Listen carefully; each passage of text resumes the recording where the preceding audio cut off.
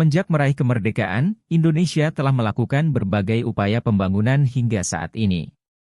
Salah satu hasil pembangunan tersebut tampak dari proyek-proyek pembangunan kereta api, jalan, bandara, bendungan, pembangkit tenaga listrik, dan lain sebagainya. Namun, tahukah kalian jika pembangunan sebetulnya tidak hanya berupa pembangunan di bidang fisik? Pembangunan di bidang fisik atau yang lebih dikenal dengan pembangunan infrastruktur adalah salah satu bidang dari berbagai bidang pembangunan yang dilakukan di sebuah negara. Bagaimana pembahasan lebih jauhnya mengenai pembangunan di Indonesia dan keterkaitannya dengan peran kita sebagai bagian dari penduduknya? Mari kita mempelajarinya bersama di tema ini. Apa itu pembangunan? Pembangunan adalah sebuah usaha terencana untuk mendorong perkembangan kualitas kehidupan masyarakat dalam berbagai bidang. Pembangunan di lingkup negara disebut dengan pembangunan nasional. Kebijakan pembangunan nasional dirancang oleh pemerintah dan dilaksanakan oleh seluruh masyarakat untuk bisa mencapai tujuan nasional sebagaimana yang diamanatkan dalam pembukaan Undang-Undang Dasar 1945, yaitu melindungi segenap bangsa Indonesia dan seluruh tumpah darah Indonesia, memajukan kesejahteraan umum dan mencerdaskan kehidupan bangsa. Ikut melaksanakan ketertiban dunia berdasarkan kemerdekaan, perdamaian abadi, dan keadilan sosial.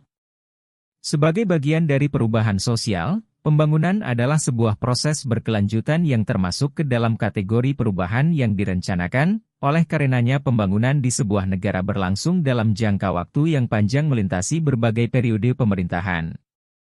Bagaimana pembangunan di Indonesia berlangsung di setiap orde pemerintahan dari masa kemerdekaan hingga saat ini? Simak pemaparan berikut. 1. Bagaimana pembangunan di Indonesia pada masa Orde Lama?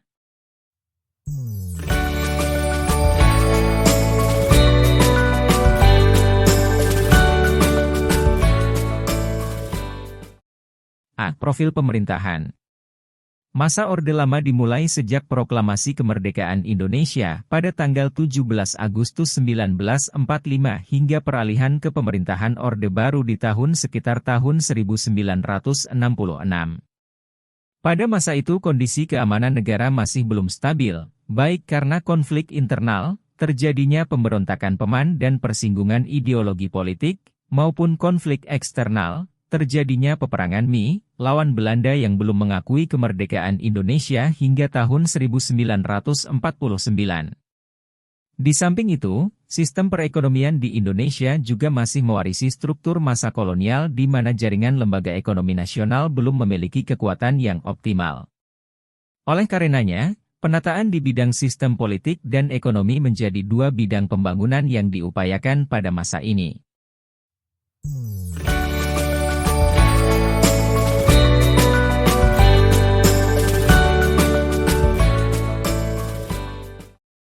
Pemerintah berupaya menata sistem perpolitikan negara dan meningkatkan kesadaran politik masyarakat. Pada masa Orde Lama, hal tersebut terlihat dari adanya berbagai perubahan terkait sistem kenegaraan seperti perubahan bentuk negara dan sistem pemerintahan. Pada masa Orde Lama, negara Indonesia menganut sistem demokrasi parlementer di mana selain memiliki presiden, Indonesia juga memiliki Perdana Menteri. Presiden berperan sebagai kepala negara sementara Perdana Menteri berperan sebagai kepala pemerintahan.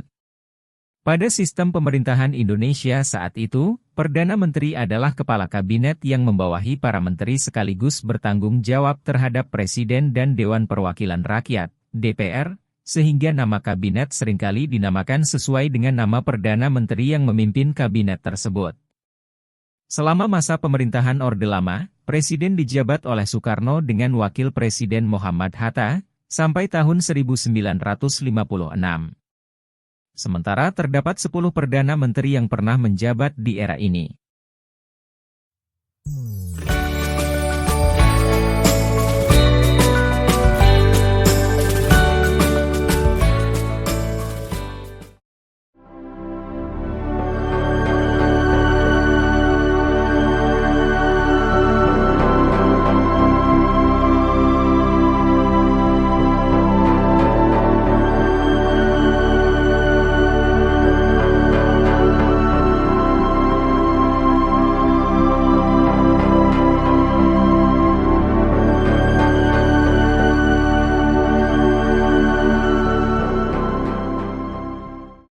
Jika kita cermati masa jabatan di setiap periode Perdana Menteri dari Sultan Syahrir hingga Djoeanda Kartawijaya, kita dapat melihat bahwa pada masa tersebut telah terjadi pergantian kepemimpinan yang begitu cepat.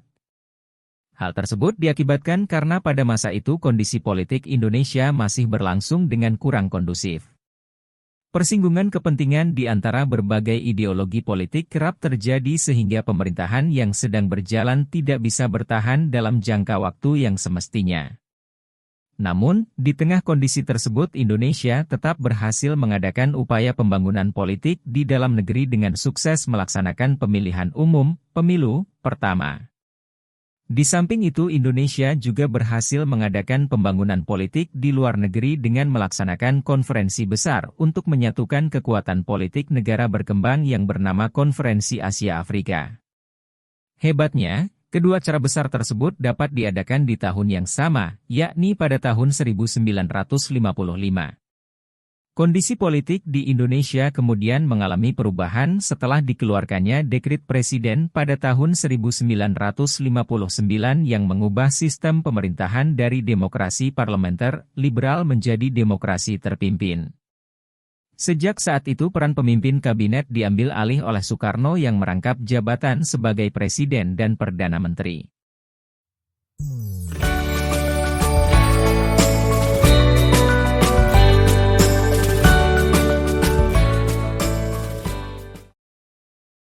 Pada masa demokrasi terpimpin, 1959 hingga 1966, Presiden Soekarno berhasil menyatukan berbagai unsur kekuatan politik di Indonesia dan membentuk kabinet baru yang bernama Kabinet Gotong Royong. Berbagai kebijakan politik dilakukan selama masa ini diantaranya dengan mempopulerkan kampanye Nasakom yang mempersatuan tiga ideologi politik besar, yakni nasionalis, agamis, dan komunis. Namun sayangnya persatuan tersebut tidak bisa bertahan lama karena di akhir masa kepemimpinannya Indonesia mengalami berbagai krisis yang memicu konflik besar hingga beralihnya kekuasaan pada pemerintahan Orde Baru.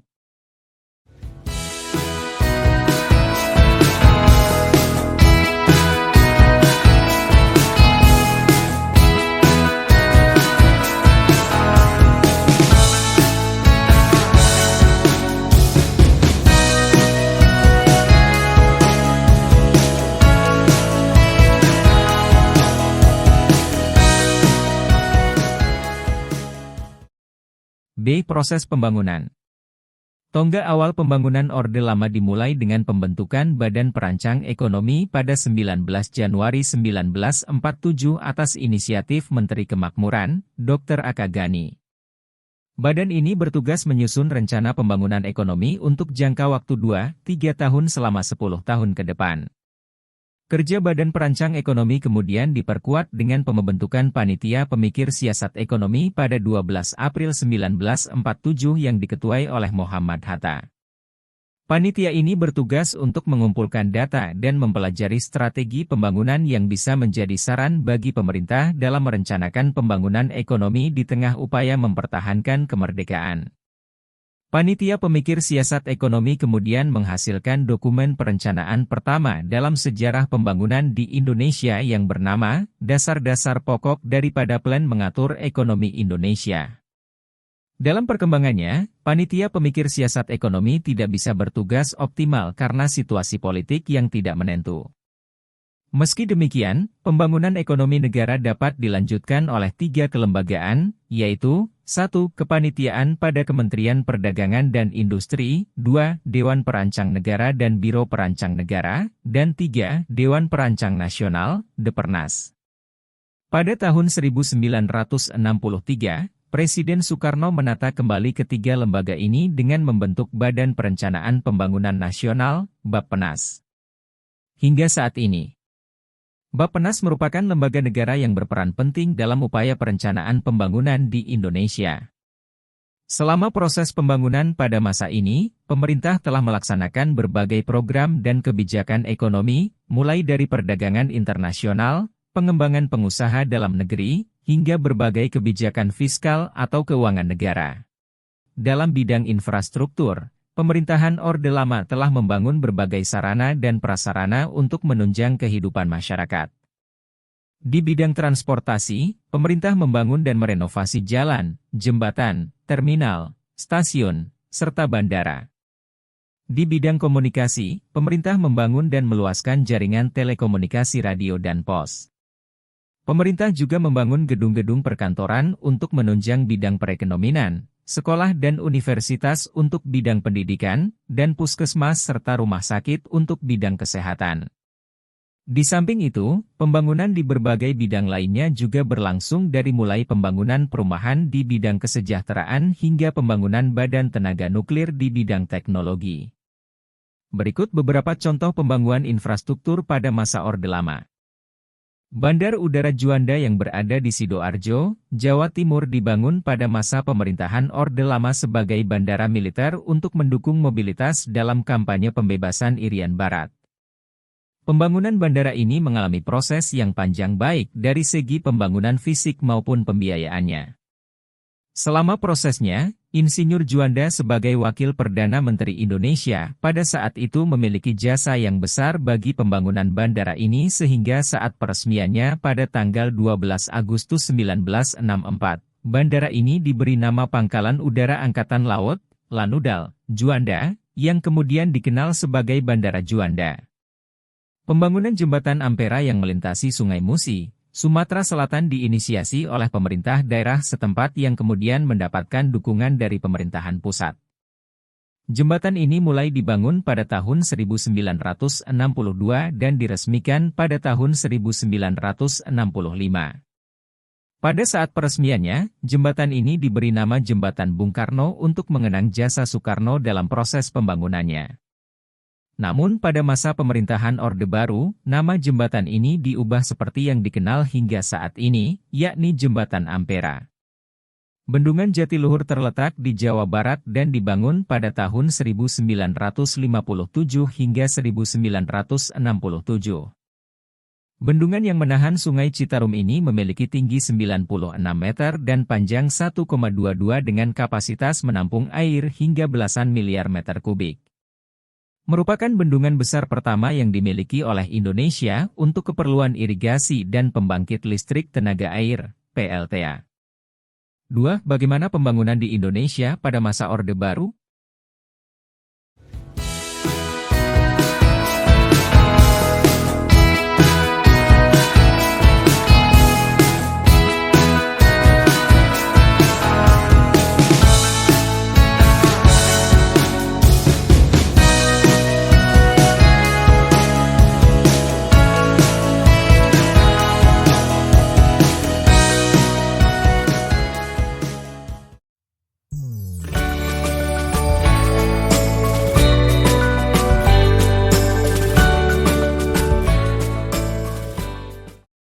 A. Profil pemerintahan. Indonesia memasuki masa pemerintahan Orde Baru sejak dimulainya era peralihan kepemimpinan dari Presiden Soekarno kepada Presiden Soeharto dalam kurun waktu tahun 1966 hingga 1968. Tahun 1966 adalah tahun diberikannya surat perintah 11 Maret, Super Semar, dari Presiden Soekarno kepada Soeharto sebagai Panglima Militer untuk mengamankan kondisi negara yang saat itu sedang mengalami krisis politik dan ekonomi.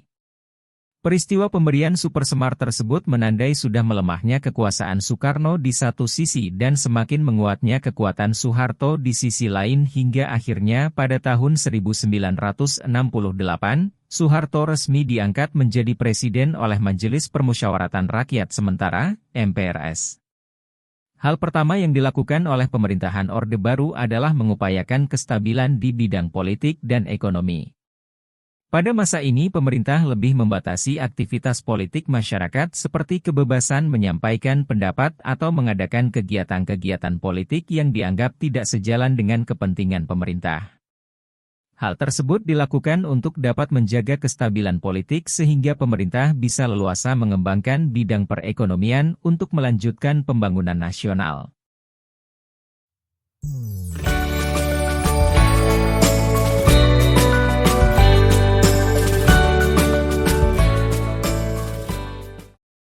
Masa pemerintahan Orde Baru berlangsung selama kurang lebih 32 tahun, 1966 hingga 1998.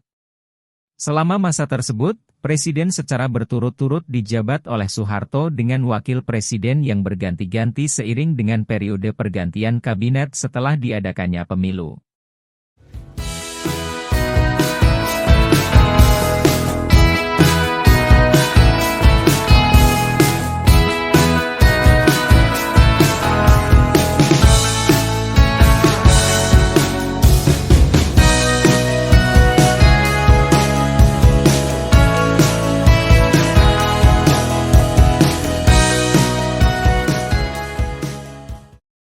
Pemerintahan Orde Baru berakhir setelah terjadinya reformasi politik pada tahun 1998 yang dipicu oleh krisis ekonomi. Terjadinya krisis tersebut menjadi momentum bagi golongan pro-demokrasi untuk menuntut perubahan sistem politik yang lebih demokratis. Karena menghadapi arus tuntutan perubahan yang demikian besar, Presiden Soeharto akhirnya mengundurkan diri pada tanggal 21 Mei 1998. Peristiwa pengunduran diri tersebut kemudian dianggap sebagai berakhirnya masa pemerintahan Orde Baru. B. Proses pembangunan. Pemerintahan Orde Baru pada masa awal berdirinya mewarisi kondisi keterpurukan ekonomi dari pemerintahan sebelumnya. Keterpurukan tersebut berbentuk inflasi yang parah sehingga kondisi masyarakat cukup memprihatinkan. Daya beli masyarakat melemah sementara barang-barang kebutuhan pokok semakin langka di pasaran. Akhirnya langkah pertama yang dilakukan oleh pemerintah adalah dengan membuat program pemulihan ekonomi sebelum rencana pembangunan jangka panjang dimulai.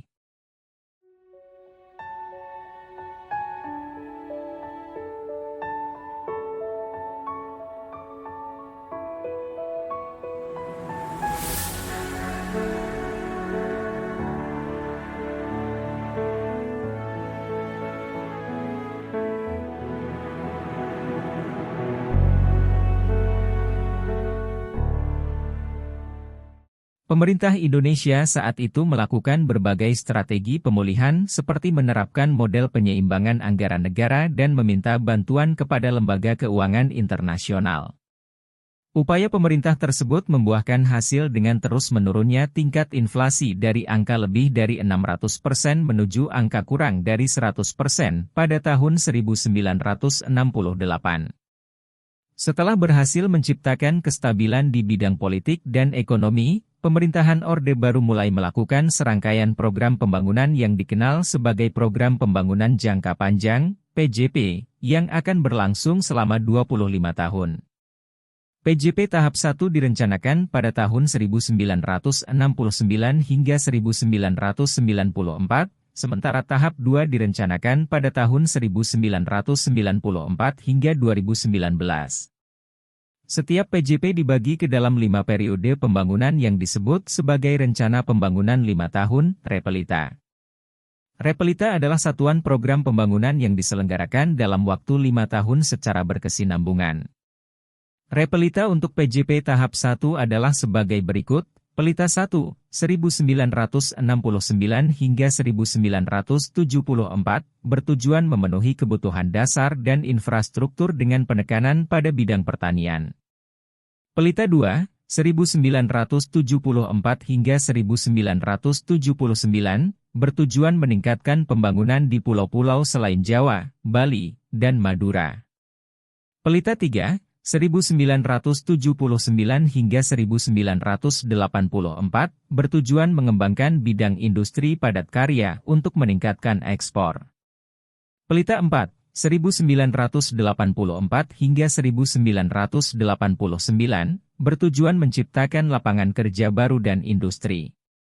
Pelita 5, 1989 hingga 1994, bertujuan mengembangkan bidang transportasi, komunikasi dan pendidikan.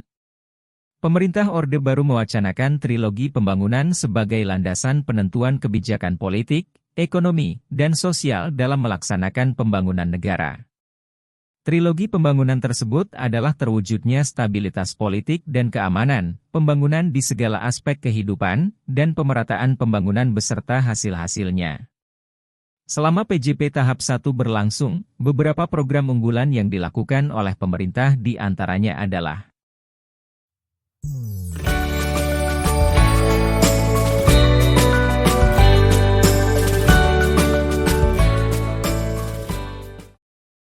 Keluarga Berencana, KB. Jumlah populasi berpengaruh besar terhadap usaha untuk menyejahterakan penduduk. Jumlah populasi yang lebih besar dibandingkan tersedianya lapangan pekerjaan akan melahirkan banyak pengangguran. Sementara di saat yang sama jumlah populasi yang besar juga membutuhkan sumber daya pangan yang besar. Oleh karena itu pemerintah berusaha menekan angka pertumbuhan penduduk melalui program keluarga berencana di mana setiap keluarga diarahkan untuk tidak memiliki banyak anak dan lebih mementingkan kesehatan dan kualitas hidup yang lebih baik. Program ini berhasil menurunkan tingkat pertumbuhan populasi menjadi di bawah 2% sehingga mampu menekan laju pertumbuhan penduduk dengan signifikan.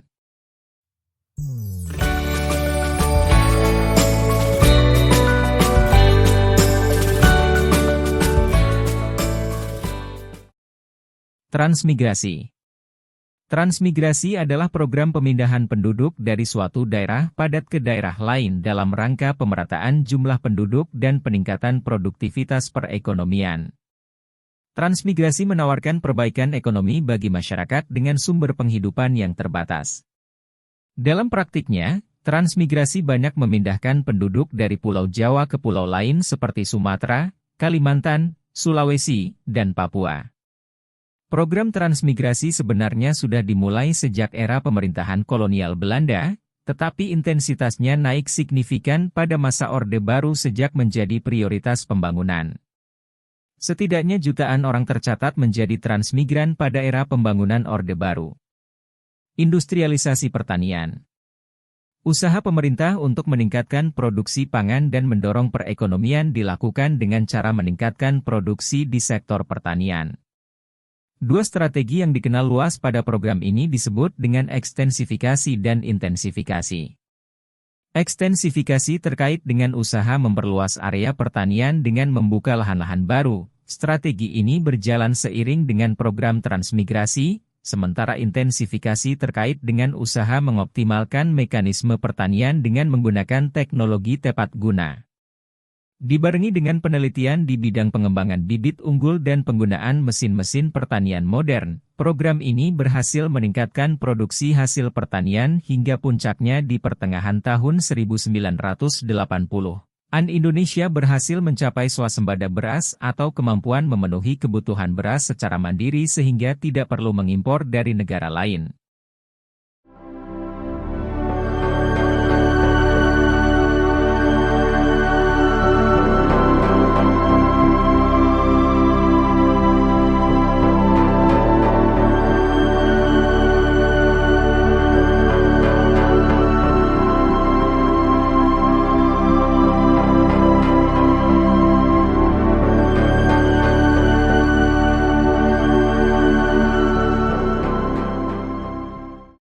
Pendidikan dasar. Program pemerintah di bidang pendidikan diusahakan dengan membangun sebanyak mungkin fasilitas sekolah dan merancang berbagai kampanye untuk memperluas akses masyarakat terhadap pendidikan. Beberapa kebijakan terkait hal ini diantaranya adalah program pembangunan gedung sekolah dasar secara meluas melalui instruksi Presiden yang dimulai tahun 1973, pemberantasan buta huruf yang dimulai tahun 1978, serta program wajib belajar pendidikan dasar yang dimulai tahun 1984 dan berkembang hingga wajib belajar 9 tahun pada 1994.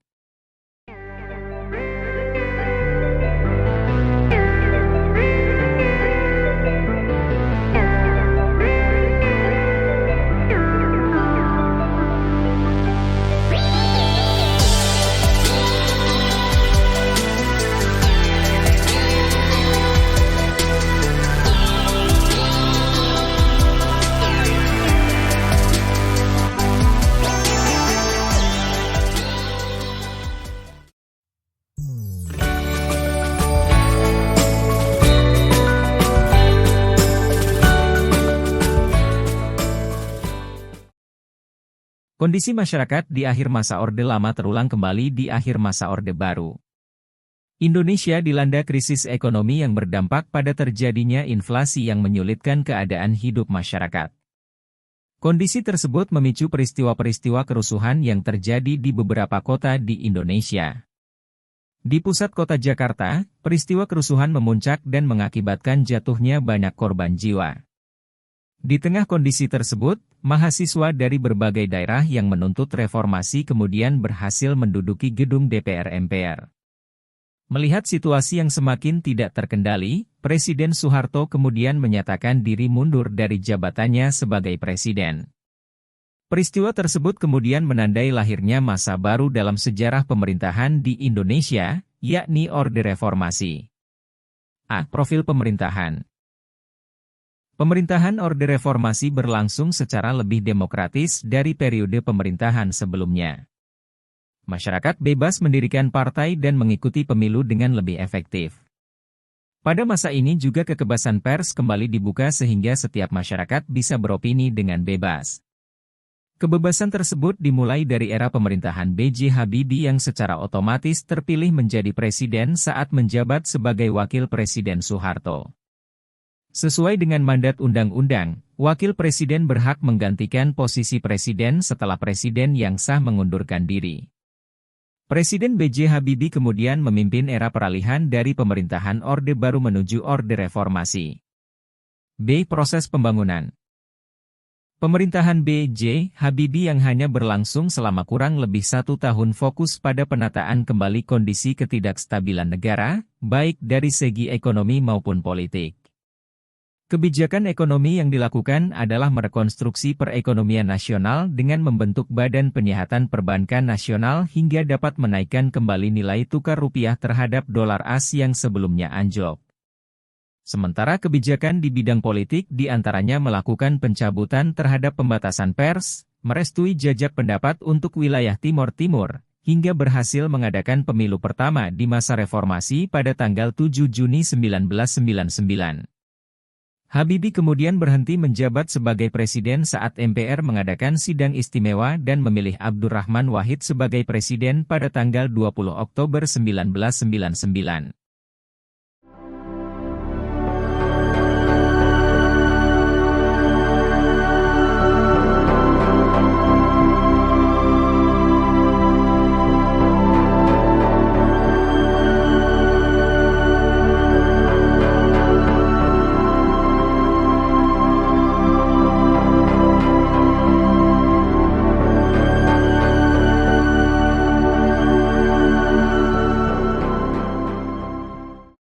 Abdurrahman Wahid atau dikenal dengan nama Gus Dur melanjutkan penataan perekonomian dengan mengendalikan inflasi, menjaga kurs mata uang rupiah, dan merombak kinerja pemerintahan di berbagai departemen untuk menguatkan kembali sendi-sendi perekonomian masyarakat. Gus Dur yang dihadapkan pada permasalahan perpecahan negara kemudian fokus membangun persatuan dan toleransi di Indonesia. Karena kegigihannya untuk mempersatukan Indonesia dalam keragaman, banyak pihak yang menyebutnya sebagai Bapak Toleransi Indonesia. Seperti juga Habibie, masa pemerintahan Gus Dur berlangsung tidak lebih dari 2 tahun akibat dari belum stabilnya konsolidasi politik di Indonesia setelah peristiwa reformasi. Namun, pada masa pemerintahannya, Bappenas sebagai lembaga perancang pembangunan berhasil menyusun program pembangunan nasional, Propenas, dalam jangka waktu 5 tahun. Propenas kemudian dirinci ke dalam rencana pembangunan tahunan, REPETA. Propenas tidak hanya fokus pada kebijakan ekonomi, namun mencakup pembangunan 9 bidang strategis negara, yakni hukum, ekonomi, politik, agama, pendidikan, sosial dan budaya, pembangunan daerah, sumber daya alam dan lingkungan hidup, serta pertahanan dan keamanan. Terdapat 5 agenda kebijakan yang menjadi prioritas dalam Propenas, yaitu mempertahankan kesatuan dan persatuan serta meningkatkan kehidupan demokrasi, mewujudkan supremasi hukum dan pemerintahan yang bersih, mempercepat pemulihan ekonomi dan memperkuat landasan pembangunan ekonomi berkelanjutan, membangun kesejahteraan rakyat dan ketahanan budaya, meningkatkan kapasitas daerah dan memberdayakan masyarakat. Masa pemerintahan Gus Dur berlangsung hingga diadakannya sidang istimewa MPR pada tahun 2001 yang memutuskan pemberhentian Abdurrahman Wahid sebagai presiden dan menggantinya dengan Megawati Soekarnoputri terhitung mulai tanggal 23 Juli 2001. Megawati melanjutkan upaya penataan di bidang politik dan ekonomi yang sudah dilakukan di era sebelumnya. Di bidang politik, Megawati berhasil membangun konsolidasi demokrasi hingga sukses mengadakan pemilu pertama di Indonesia di mana masyarakat bisa memilih presiden secara langsung sebagai perwujudan hasil amandemen UUD 45. Di bidang ekonomi, Megawati melakukan beberapa kebijakan untuk mendorong perekonomian. Dua kebijakan yang dikenal pada masa ini adalah privatisasi BUMN dan pengalokasian utang luar negeri untuk efektivitas pembangunan. Momen penting pembangunan pada masa Megawati terjadi saat dibuatnya Undang-Undang Nomor 25 Tahun 2004 tentang Sistem Perencanaan Pembangunan Nasional. Sistem Perencanaan Pembangunan Nasional adalah satu kesatuan tata cara perencanaan pembangunan untuk menghasilkan rencana-rencana pembangunan dalam jangka panjang, jangka menengah, dan tahunan yang dilaksanakan oleh unsur penyelenggara negara dan masyarakat di tingkat pusat dan daerah. Di dalam undang-undang ini dijelaskan jika perencanaan pembangunan nasional dijabarkan dalam Rencana Pembangunan Jangka Panjang, RPJP, untuk periode 20 tahun dan Rencana Pembangunan Jangka Menengah, RPJM, untuk periode 5 tahun.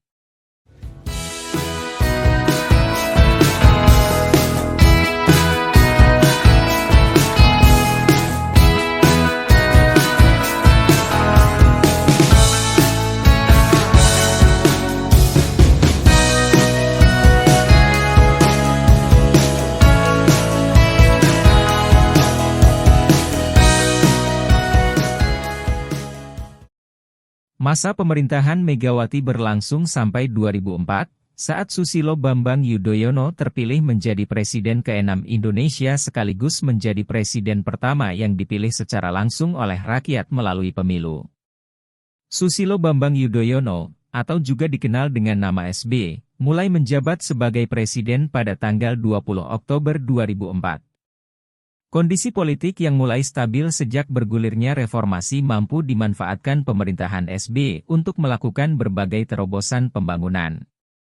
Pada masa ini pemerintah berhasil membuat sebuah dokumen rencana pembangunan jangka panjang yang berlangsung dari tahun 2005 hingga tahun 2025.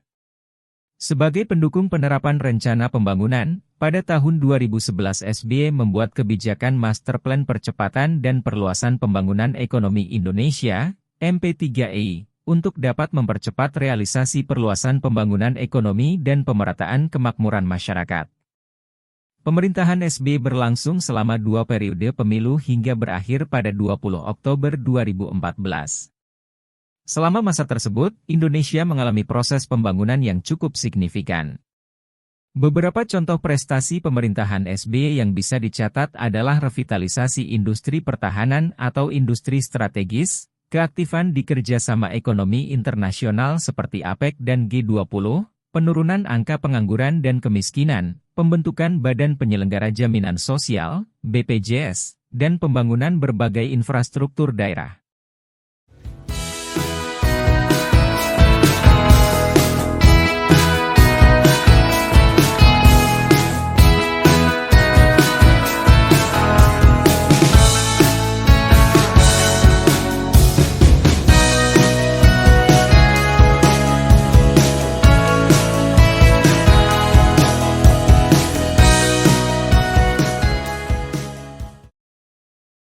Setelah SBY menjabat selama 2 periode, pada pemilu 2014 Joko Widodo berhasil memenangkan pemilu dan secara resmi menggantikan SBY.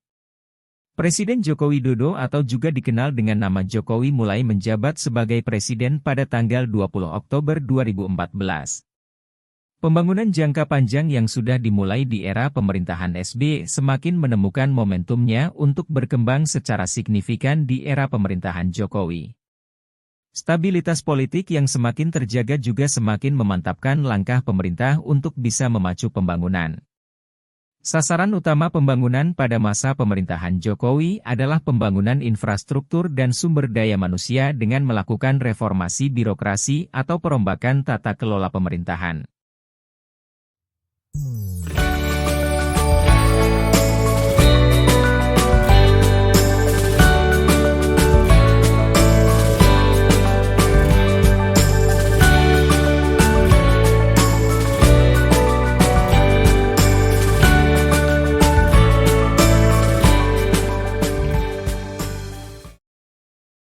Pembangunan yang paling dapat diamati pada masa pemerintahan Jokowi adalah pembangunan infrastruktur negara.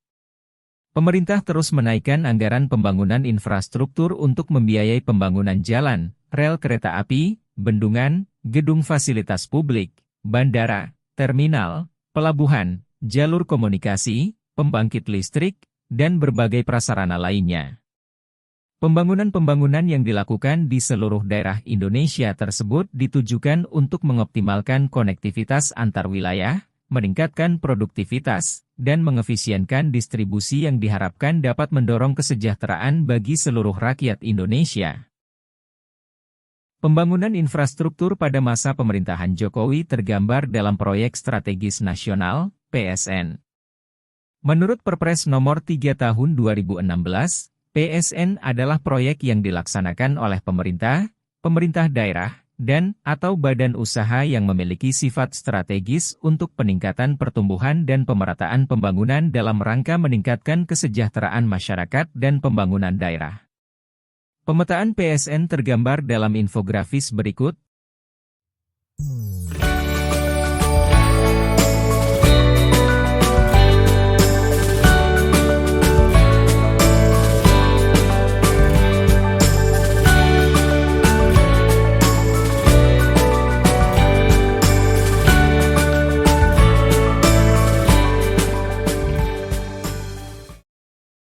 Berdasarkan data Kementerian Pekerjaan Umum dan Perumahan Rakyat, PUPR, dalam kurun waktu 4 tahun pada masa awal kepemimpinan Jokowi, pemerintah telah membangun jalan nasional sepanjang 3.432 km dan jalan tol sepanjang 941 km. Pembangunan terus berlanjut di periode kedua pemerintahan. Pada 17 Januari 2020, Presiden Jokowi telah menandatangani Peraturan Presiden, Perpres, Nomor 18 Tahun 2020 tentang Rencana Pembangunan Jangka Menengah Nasional, RPJM Nasional, 2020 hingga 2024 dengan sasaran utama. Indonesia berpenghasilan menengah tinggi yang sejahtera, adil, dan berkesinambungan.